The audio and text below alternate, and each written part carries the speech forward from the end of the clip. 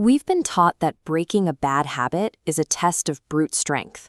You push a massive weight up a steep hill, fighting your own nature every step of the way.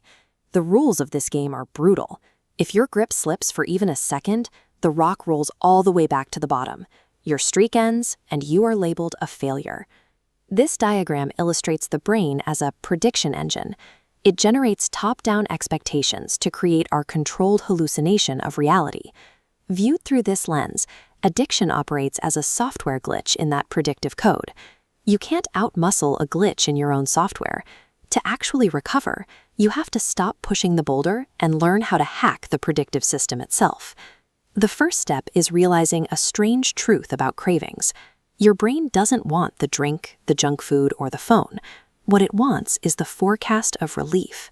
It craves the anticipated promise that taking a familiar action will calm your nervous system down. This infographic maps out a 5-step playbook to escape that cycle. Instead of fighting the craving, this method bypasses the mind entirely and drops your body back into physical reality. We start with what's called the loop. The mind acts like a buffering loading screen, endlessly chasing its own predictions of comfort. You break that loop by trading the mental forecast for the physical floor. You count 5 points of contact between your feet and the ground to force your attention out of the future and back into your body. Once you're grounded, you can examine the urge itself. Look at this line graph tracking nervous system activation. That sharp red peak is the spike, a sudden pre-conscious biological wave firing in your brain. Instead of panicking when that spike hits, you use a 4-second gap. You just wait and you watch the wave rise. You interrupt the forecast. An urge is biology. You don't have to fight it, and you don't have to act on it. You just have to sit perfectly still and watch it pass. Your brain won't like being ignored. It moves to the third step, generating the story. It acts like a panicked defense attorney, building a desperate case for why you need to give in right now. It uses your own history against you, sorting past mistakes into rigid categories of always and never, to convince you that resistance is pointless. You can't argue with this internal lawyer.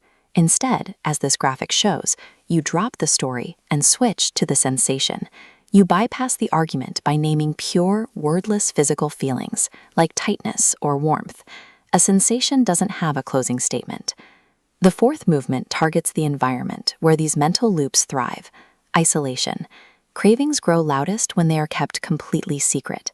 To break that isolation, this diagram illustrates a binary star model.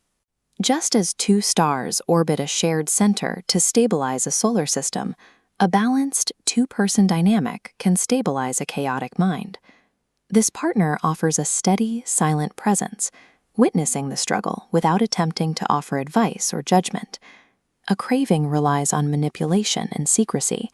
Force it out of your head, anchor it in your physical body, expose it to another human being, and it loses its leverage. But what happens when the system fails? Even with the best tools, people have bad days and make mistakes. Usually, we treat a lapse like this shattered line, called the fall. Society weaponizes one bad day into a permanent verdict. But look at the continuous line below it. A lapse is just a data point. You can always choose the return. The physical ground under your feet does not keep a ledger of your mistakes. It does not ask how long you were gone. Because that ground is a constant resource, you never have to wipe the slate clean, undo the past, or start over from zero to be safe again. Recovery is the technical maintenance of that return. Because the ground is a constant, predictable resource, finding your center is a pattern you can repeat as many times as the loop requires. It turns recovery into the simple, ongoing practice of noticing the drift and choosing to land.